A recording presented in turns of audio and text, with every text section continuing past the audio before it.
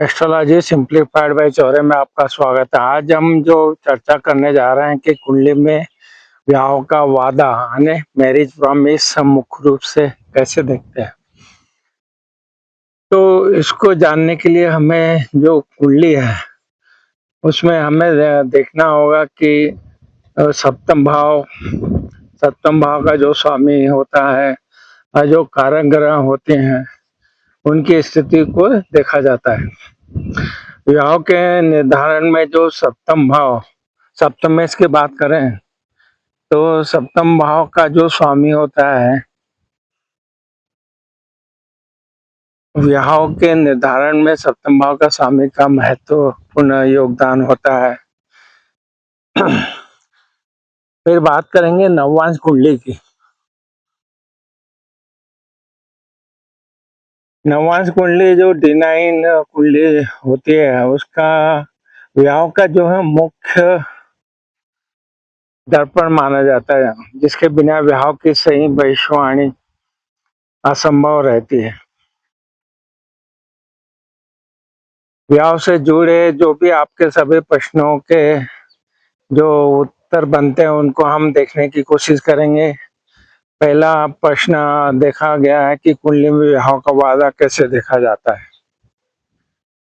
कुंडली में जो विवाह का वादा देखना है प्रॉमिस ऑफ मैरिज, तो इसके लिए जो 3 मुख्य बातों का हमें मजबूती से ध्यान रखना है, ये बहुत ही अनिवार्य है।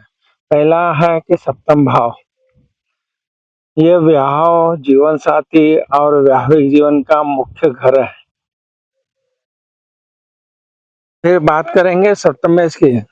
मुख्य सप्तम भाव के स्वामी की स्थिति विवाह के होने पर उसकी गुणवत्ता को तय करती है। फिर बात करेंगे विवाह के कारक ग्रहों के बारे में। पुरुष की कुंडली में शुक्र और महिलाओं कुंडली में बृहस्पति विवाह के मुख्य कारक होते हैं।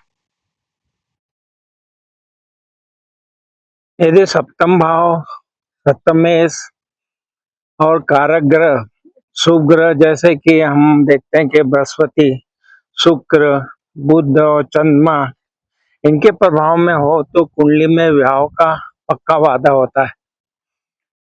फिर बात करेंगे सप्तम भाव के बारे में। सप्तमेश और शुक्र में सबसे महत्वपूर्ण क्या है, इसको हम बात करें तो इन तीनों में सप्तम में जो 7th हाउस का लॉर्ड होता है सबसे ज्यादा महत्वपूर्ण होता है। इसका कारण है कि सप्तम भाव एक स्थान है और एक शुक्र है, एक ऊर्जा कारक है, लेकिन सप्तमेश उस भाव को संचालन करने वाला राजा माना जाता है।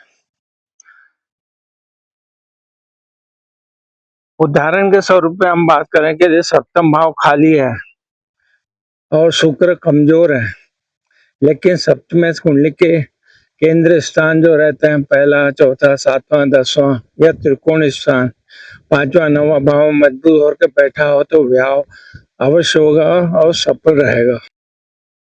नववांश कुंडली की हम चर्चा करेंगे, ये क्यों जरूरी है। बात कर रहे हैं नववांश कुंडली की। लग्न कुंडली जो है वो सिर्फ एक जैसे एक पेड़ है, जबकि नववांश कुंडली जो D9 है वो उसका एक फल है। तो विवाह की भविष्यवाणी जब करेंगे तो हमें D9 चार्ट में जो बातें हमें देखना है, इन कारणों से वो महत्वपूर्ण है। पहला तो ये कि आंतरिक शक्ति का आकलन होता है। लग्न कुंडली में जो ग्रह मजबूत दिख रहा है वो वास्तव में मजबूत है या नहीं, यह नववांश से पता चलता है। वैवाहिक जीवन का जो वास्तविक दर्पण है, लग्न कुंडली केवल विवाह की संभावना दिखाती है, लेकिन विवाह के बाद का जो जीवन है वो जीवन साथी का स्वभाव और तालमेल कैसा रहेगा, यह पूरी तरह नववांश कुंडली से तय होता है। बात करेंगे भाग्य का उदय। ज्योतिष में माना जाता है कि विवाह के बाद व्यक्ति का जो नववांश चार्ट सक्रिय हो जाता है, एक्टिवेट हो जाता है। बात कर रहे हैं, प्रश्न है कि क्या जल्दी शादी के योग हैं? अर्ली मैरिज योग को हम कैसे देखें? यदि कुंडली में जो परिस्थितियां हम बात करेंगे, तो विवाह 21 से 25 वर्ष की आयु के बीच में हो सकता है। शुभ ग्रहों के प्रभाव को देखा जाता है। अगर सप्तम भाव या सप्तमें पर शुभ ग्रह बृहस्पति, शुक्र या अनुकूल बुध की दृष्टि हो, ये देखा जाता है। सप्तमें की स्थिति को देखते हैं। शुक्र या बृहस्पति केंद्र त्रिकोण में उच्च के सौराशि के हैं, ये जो कारक है इनको देखा जाता है। दशा का समर्थन को देखा जाता है। युवावस्था की शुरुआत में ही अगर सप्तमें लगने से या बृहस्पति की महादशा या अंतरदशा आ जाए, तो ये जल्दी शादी के योग बन जाते हैं। परंतु डिले मैरिज को देखना है तो आपको अपनी कुंडली में यह देखना पड़ेगा कि विवाह में देरी जो 25 से 28 से 35 वर्ष या उससे अधिक होती है, तो विवाह में देरी को माना जाता है। तो इसका जो मुख्य कारण है शनि का प्रभाव।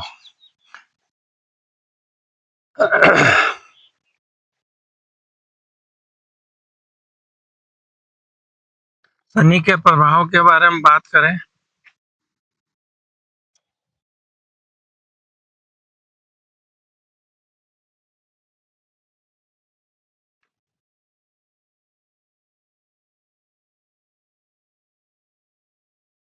शनि के जो प्रभाव रहता है वो अगर सप्तम भाव, सप्तमेश या शुक्र पर अगर इनके दृष्टि बने या इनके साथ में युति करे, तो ये जो विवाह में सबसे बड़ी देरी का कारण हो सकता है।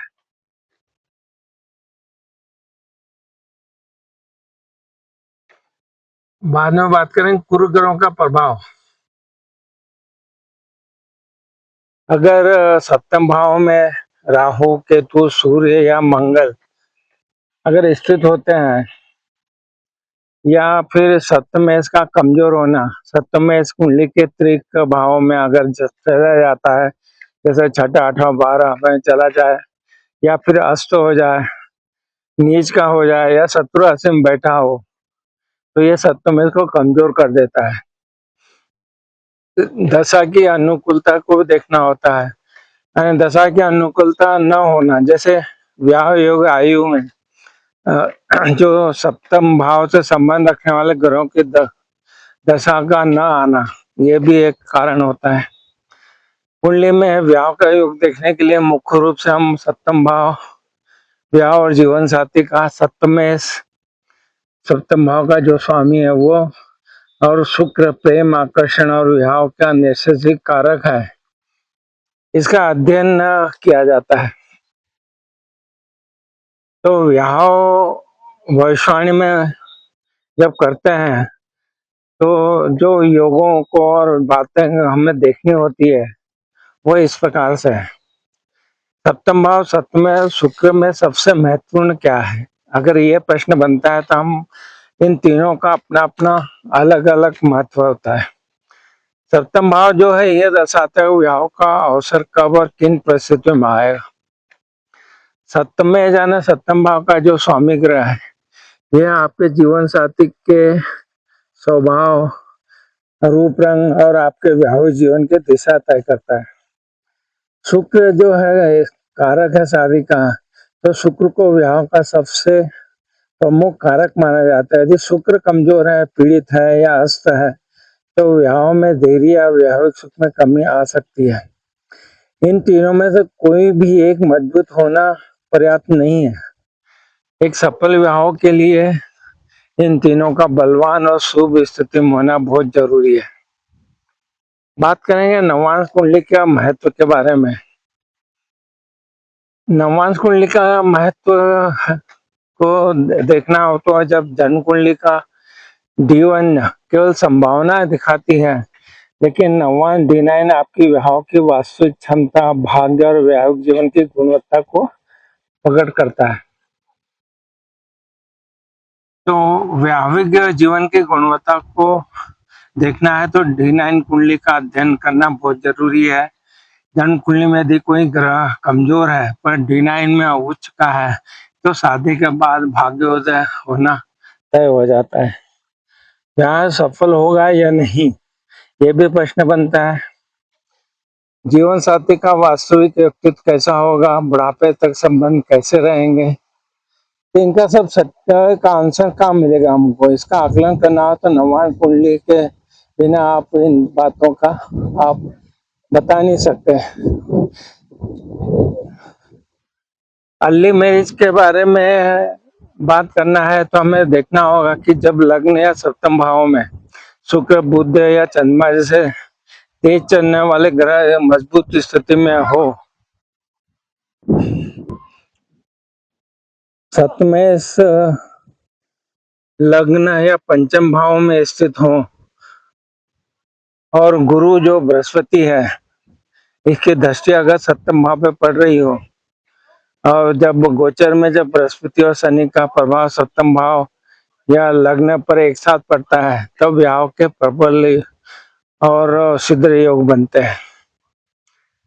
लेट मैरिज का योग जो होता है उसका जो कारण होता है कि जब शनि, मंगल, राहु, केतु जैसे ग्रह सप्तम भाव में बैठ जाते हैं या सप्तमेश को भी प्रभावित करते हैं, या मांगलिक दोष होता है, या शुक्र ग्रह सूर्य से अस्त होता है, तो ये देरी के जो शादी में लेट मैरिज के योग बना देता है। कुंडली में अगर शनि की 7.5 ढैया भी चल रही है वो भी डिले करा देती है। तो हमें अब क्या करना है, ये जो बातें हमने चर्चा की है तो अपनी जो जन्म कुंडली है उसको आपको किसी ज्योतिषी से आपको उसका निर्णय लेना पड़ेगा। अपनी संपूर्ण कुंडली का विश्लेषण जो रहता है किसी योग ज्योतिषी से अवश्य कराना चाहिए, क्योंकि एक अकेला योग शादी में देरी या जल्दी का कारण नहीं बनता है, बल्कि सभी ग्रहों की संयुक्त स्थिति का ही परिणाम करती है।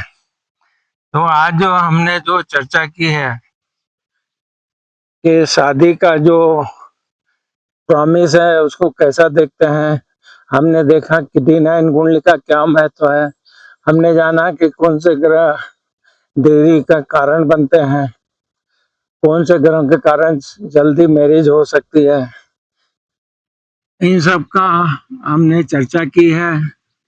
और ये जो बातें हमने बताई है ये अपनी जन्मकालीन कुंडली में योग ज्योतिषी से जरूर अपना अध्ययन कराइए, जिससे कि आपको सही मार्गदर्शन मिले और आपको पता चले कि शादी के प्रॉमिस आपकी कुंडली में किस तरह से हो रहा है। आपको हमारे वीडियो पसंद आ रहे हैं तो हमारे channel astrology simplified by Chaure पे उपलब्ध अन्य वीडियो का भी आप लाभ उठाइए और चैनल को भी सब्सक्राइब कीजिए। आपने हमारे चैनल को सब्सक्राइब किया, वीडियो को लाइक और शेयर किया, इसलिए आप सबका बहुत बहुत धन्यवाद। धन्यवाद। प्रणाम प्रणाम प्रणाम।